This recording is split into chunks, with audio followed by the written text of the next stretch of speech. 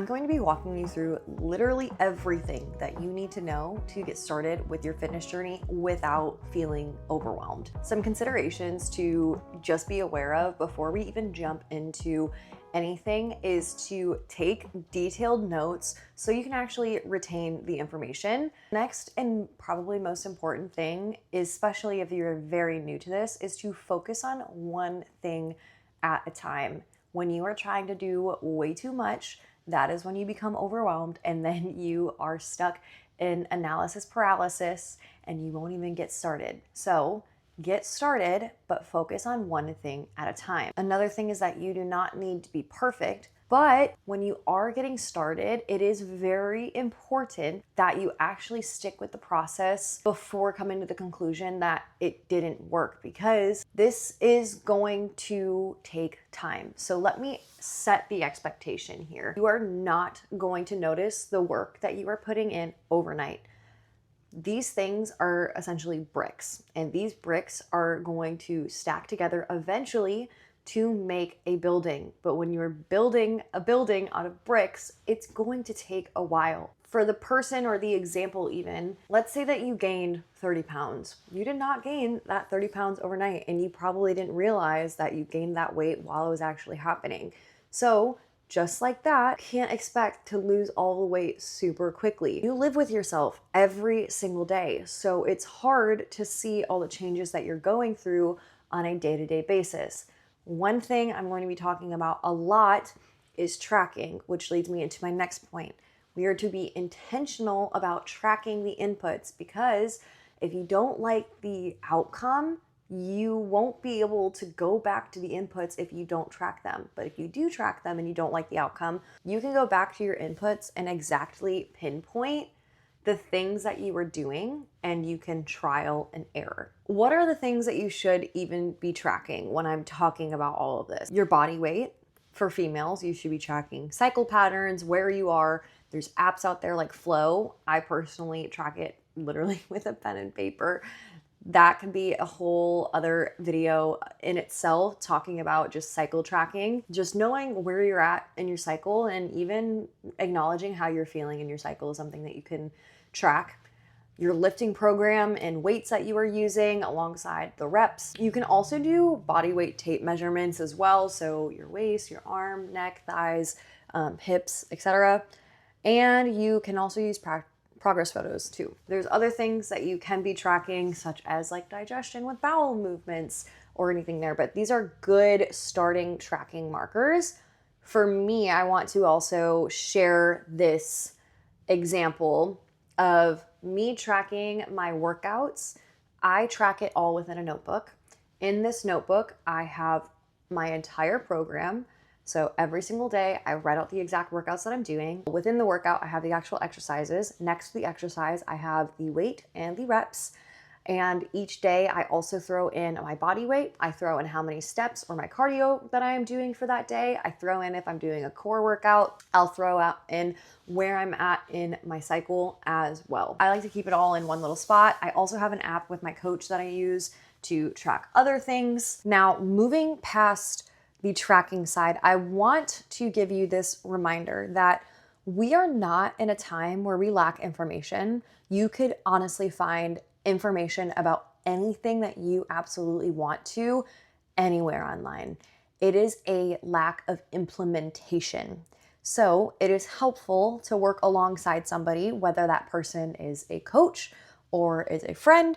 I know some marriages are able to hold each other accountable. For me, that is not exactly the case. My husband likes to hear it from his guy friends, and I like to hear it from an actual coach. I don't like being told what to do. And some of you listening to this, I was one of these people where you just need the information so you can run with it. Eventually, you might get to a point where, hey, you're ready to hire a coach because you want to take things to the next level, because what I'm talking about is the absolute basics to get you started with so much conflicting information as well. And if you are doing this on your own because maybe you don't have resources to hire a coach, I would encourage you to find a creator that you really like, whether that person is on Instagram or is even on TikTok, YouTube. Kudos if they have all three of those platforms, if they even have a podcast. Again, not to toot my own horn, but I do have all those things. But if you don't have access to a coach, because there is so much conflicting information out there, I encourage you to find one creator, maybe two, and kind of go tunnel vision with them. You don't need to be second guessing yourself if something is working for you. If it ain't broke, don't fix it. So you don't need to be going to all these other creators doing a bunch because guess what? There's a ton of different ways to approach things, and people will say that it is a holy grail for them. Okay, that's cool. But I encourage you to put on your blinders, follow one, maybe two or three creators. And if it's more creators, make sure that they are in alignment with what they're talking about. That way you can help reduce overwhelm. Now, with all of those things moving to the side, let's talk about the foundational pillars that we are going to be talking about today. Those pillars are going to be nutrition, it is going to be training and movement, and it is also going to be recovery. We are going to be breaking all of those down and giving you the information that you need to get started and also the practical implementation for yourself. We're first going to start off with nutrition. Now, from a high level, we're going to be talking about calories and macros. Calories determine how much you weigh. Macros determine what you look like, so your body composition. That means how much body fat you're holding, how much muscle you're holding, and micronutrients, which going even smaller from that. We're not really going to dive too much into micronutrients today, but those determine how you feel and how you function. Just at a very baseline level, that is kind of what those things do. Now, the next concept to fully grasp, and that has a lot of misinformation around it, in order to lose weight, you must be burning more calories than you are consuming. In order to gain weight, you must be consuming more calories than you burn.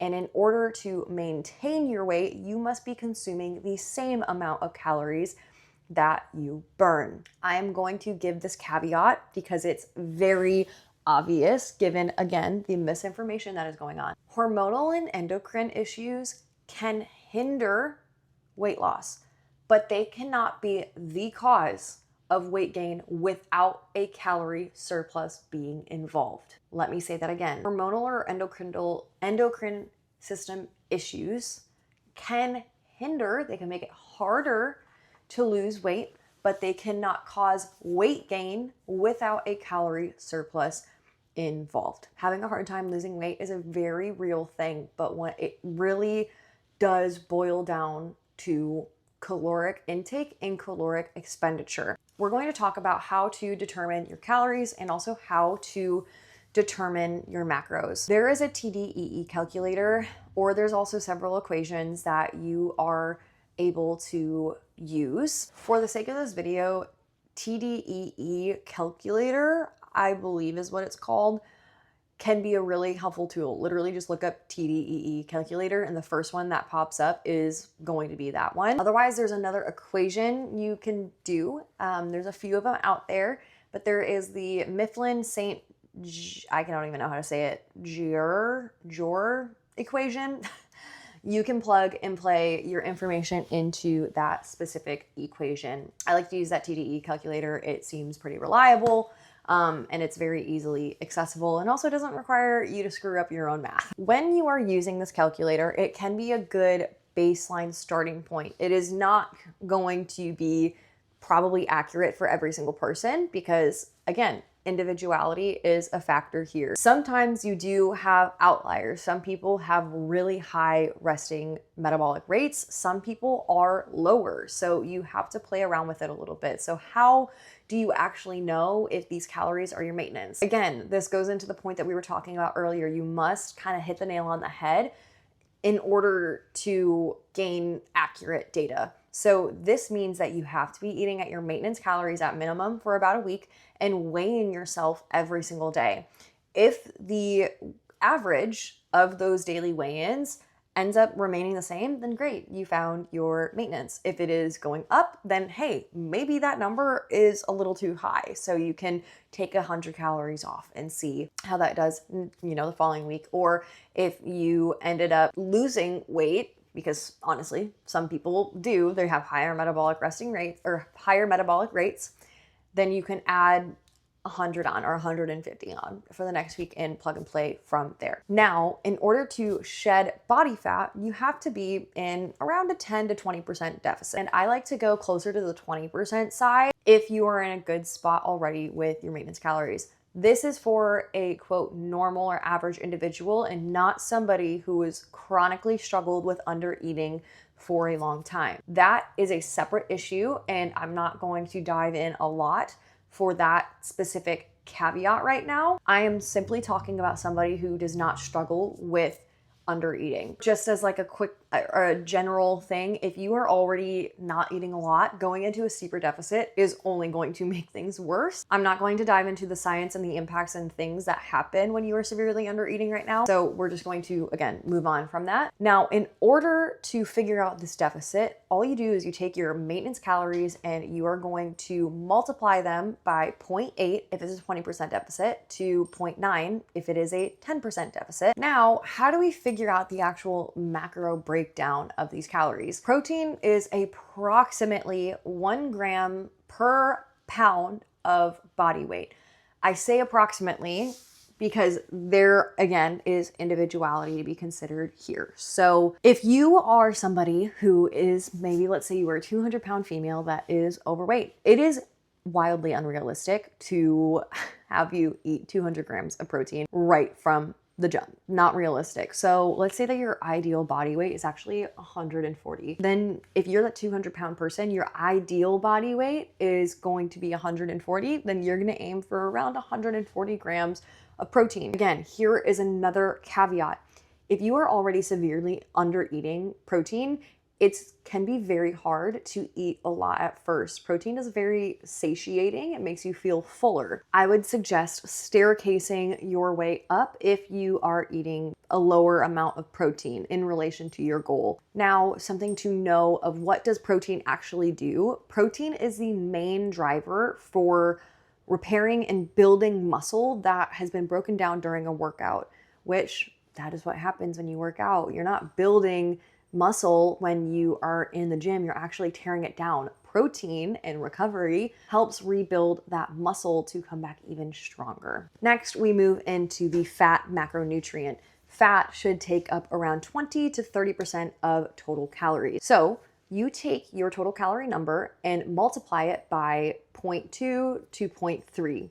That is going to get the calories that is devoted to your fat. From there, because fat holds 9 calories per 1 gram, you're going to take that number and then divide it by 9. That is going to get you the number of fat that you should be eating a day in grams. Again, we're going to dive into this in a personal example in just a moment. Some main roles of dietary fat is that it is a strong source of backup energy in comparison to carb.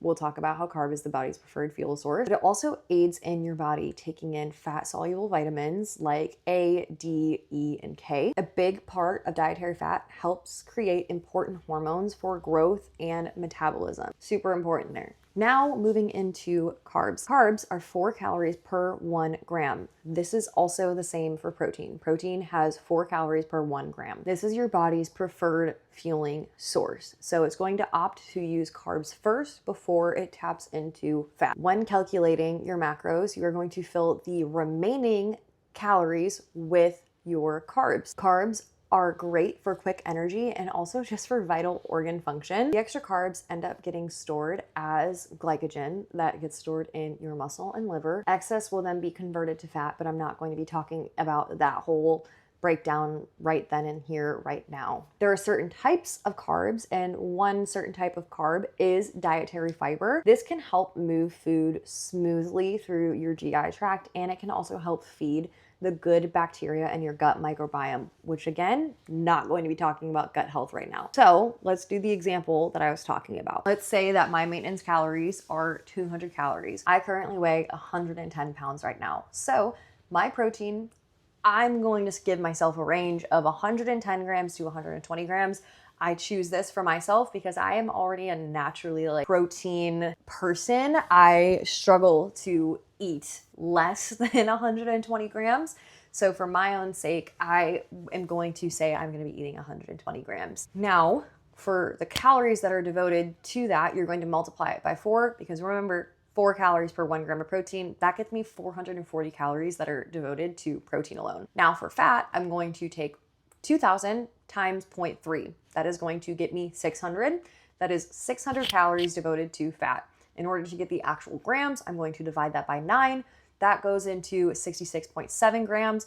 I personally am going to round down to 65 just to get a clean number. For your carbs, you are then going to take the calories from your protein and your fat and subtract it from the 2000 number, or whatever your maintenance or deficit number is. Whatever that calorie number is, subtract those numbers. That is then going to get me 960. That is 960 calories devoted to carb. We are then going to take that number divided by 4, which gets me 240 grams of carb. My macro totals are going to be 120 grams of protein, 240 grams of carb, and 65 fat. Some tips for those of you who are just getting started. Number 1, track your calories and your protein first. Don't worry about the other macros. It can be a lot. So that's why we start small with just the calories and the protein. I also want you to take this little nugget away, is that calories are king, protein is queen. Calories are a ceiling, protein is a floor. So you're okay to go above the protein goal. Of course, ideally, you'd like to hit the nail on the head, right? But we would rather you go above your protein and stay within your calorie range, because I get the question all the time, well, should I go over my calories to hit my protein? No, simply just use that as a learning experience to be better prepared next time. And another thing to be aware of is jumping too high in fiber and also too high in protein right away without staircasing it can cause some GI distress. So that is just something to be mindful of. If digestion is feeling a little hard, that could potentially be why. Another thing is, I get the question all the time, well, what about restaurants and traveling? I have an entire guide and an entire podcast episode devoting the entire topic to this alone. So go to the description below and look at those resources on both my podcast, and I also have freebies as well for people to look at. And then also meal timing. This is another thing that gets into like the nitty gritty, but it can be helpful when you are progressing and you have the ball rolling. So figure out what cadence works best for you. For me personally, that is 5 meal times a day. Some people prefer 2, some people prefer 3, some go all the way up to 6. But for me, my sweet spot is 5. You just have to trial and error with it. Also, another thing is structuring carbs around training just to help with intensity of training. Post-workout carbs also help with replenishing your ATP stores, and ATP is your energy. And again, we're not going to go on the whole scientific breakdown, but just for your own knowledge, I really prefer myself and even my clients that I teach to structure their carbs around their training window for the most part. Now, jumping into training, cardio, movement, we're going to be talking about a plethora of things. Main thing is muscle growth is what I have a lot of people that come to me about. So if your goal is hypertrophy means muscle growth. Research shows that you must be getting around 1 to 2 reps in reserve. This also can be known as RIR. More research also continues to show that the tempo doesn't matter as much as we once thought, but I generally recommend for people to maintain a tempo slower to where you're able to control it just for injury prevention. Of course, you don't want to be sloppy here, because also you can be recruiting other muscles that you weren't supposed to be recruiting or trying to focus on in that particular session. So just a rule of thumb, make sure to pick a weight that you're able to control, but that is also going to help get you to that 1 to 2, maybe even 0 reps in reserve. Now, this is factual. Mechanical tension is the main driver of hypertrophy. Period. It is the main driver of muscle growth. So mechanical tension is defined as an internal force produced inside a muscle when it contracts or stretches against a load. So for your sake, we're not going to be diving deep into the ins and outs of mechanical tension and what drives hypertrophy and the science of it all. But again, just for your own knowledge, you can at least have that base to go off of. Now, when it comes to actually working out, we're going to be talking about splits, which is the frequency throughout the week of when you are hitting certain muscle groups. I'm going to be going anywhere from 2 to 5 times a week. If you are just starting out, I recommend that you start going 2 to 3 times a week. Just because you can go 6 days a week doesn't mean that you should. And also, just a reminder, as you're getting started the first week or two, you're probably going to be wildly sore.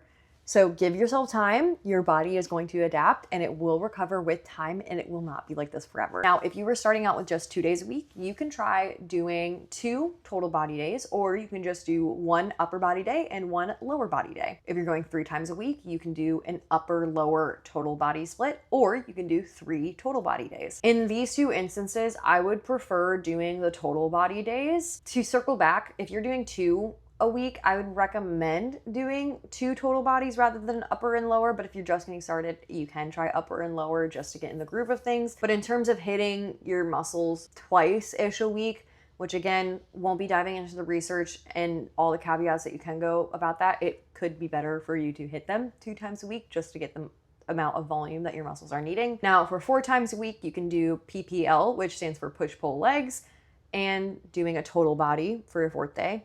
Or you can do 2 upper days and 2 lower days. I personally would probably do the 2 upper and 2 lower days here. Again, just for volume and frequency. Lastly is 5 days a week. You can do upper lower times 2 plus a total body day.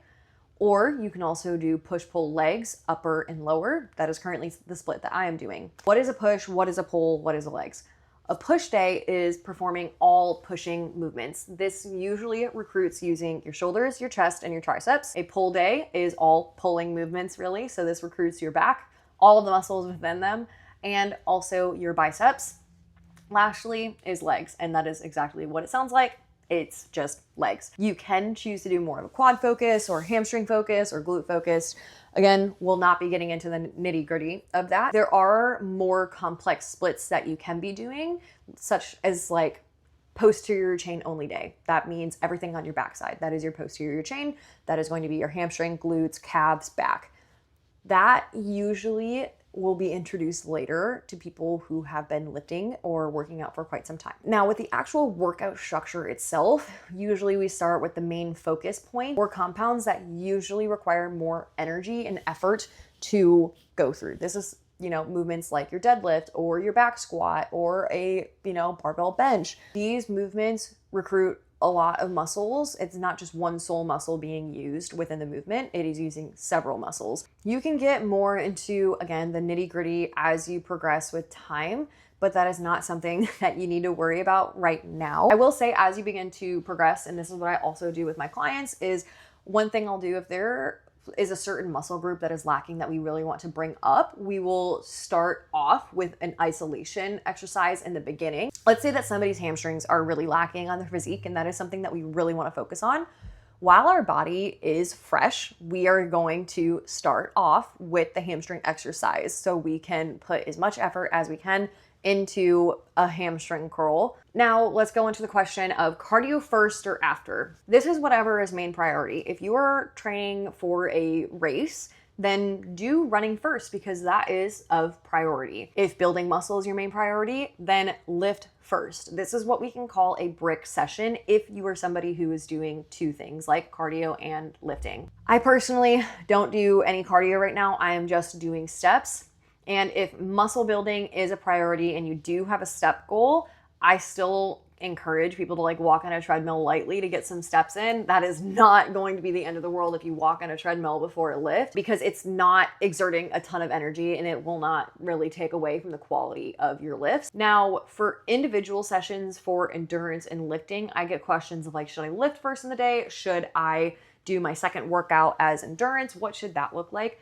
Again, it kind of doesn't really matter all that much, especially if you are getting started. As long as you are also fueling adequately for those sessions, it doesn't really matter all that much if you're, doing a morning session and then an evening session. And again, if you're watching this video, you probably aren't doing that. And if you're doing these brick sessions, which means back to back, like I said earlier, if you're more concerned about your endurance and running, then run first and then do your lift. If you're more concerned about building muscle, then do your lift, then do your run. And what about steps? We hear this all the time. Oh, get 10,000 steps a day. Now, not a bad thing. Love hitting my 10K steps. According to Harvard Health, modern research shows that the major health benefits such as lower mortality and even reduced disease risk actually plateaus around 7,000 to 8,000 steps a day. So Just as an FYI, for those of you who think that you have to get 10,000 steps and it's just this magic number, it really isn't. It just has been popularized through like social media. Now, if you have a wearable like a Garmin, I would encourage you to look back at previous history. Usually if you have a Garmin, you have a Garmin app. If you have an Apple Watch, you have an Apple Watch app.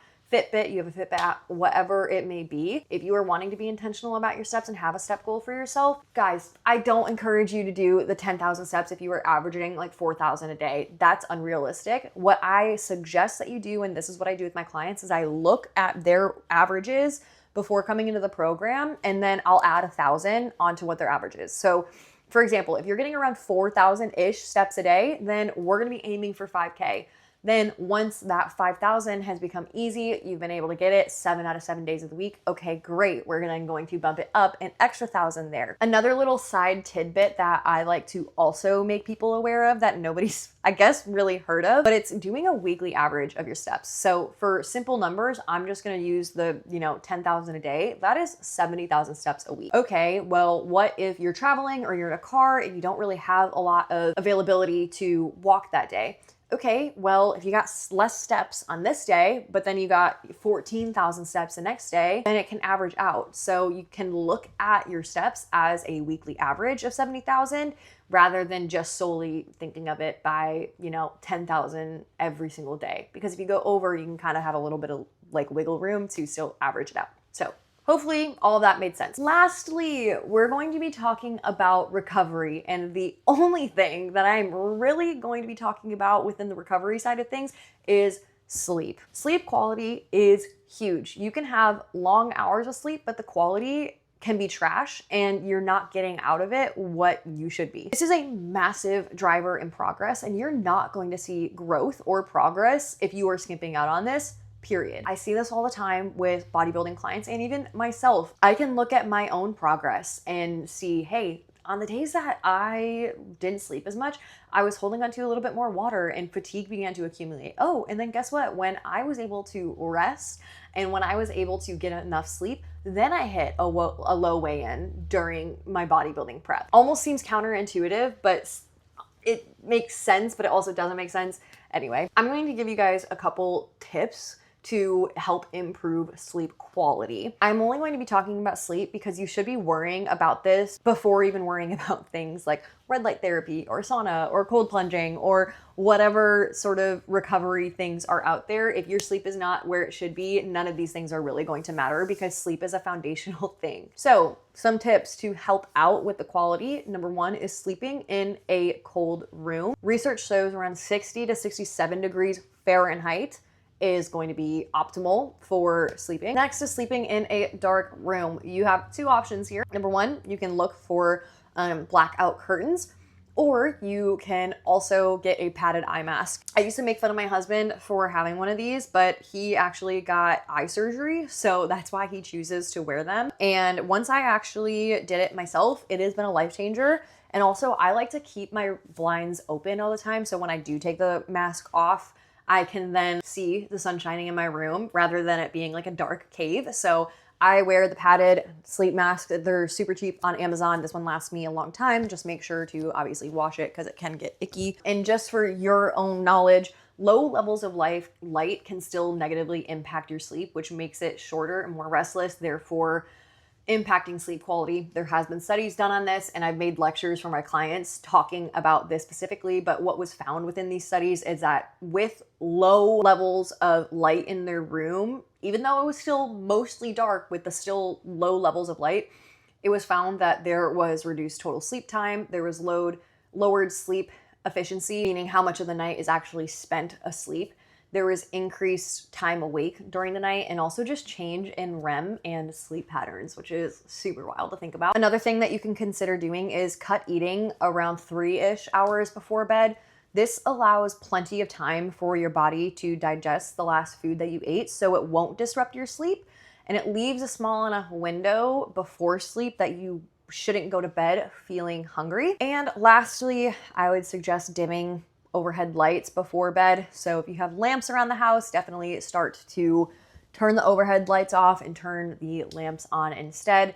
This can help fall within our biological circadian rhythm and also just allow our bodies to naturally prepare for sleep. And again, like I said earlier, regular lighting can disrupt the sleep rhythm that we were talking about, and again, decreases the quality. This was your 101, everything you need to know to get started on your fitness journey. Remember, start off with these foundational pillars. You do not need to worry about any other thing other than these foundational pillars. Once you have gotten really, really good at these things, then you can worry about the other things such as supplementation or different recovery strategies or different training styles or modalities. And if you want to get even further into this, consider looking into hiring a coach. Or, I mean, there's plenty of information out there to help you learn the ins and outs of this yourself. But if you simply just don't have time for it, hire a coach so they can help guide you through all of this without all of the overwhelm. Where you can find me,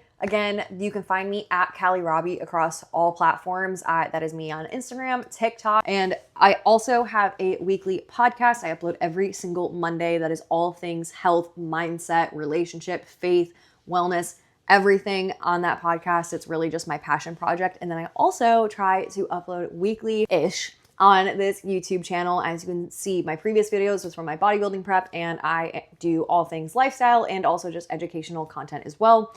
If you are looking for a coach, I am taking on clients, and my assistant coaches are also taking on clients as well. So you can find the link to work with us down below.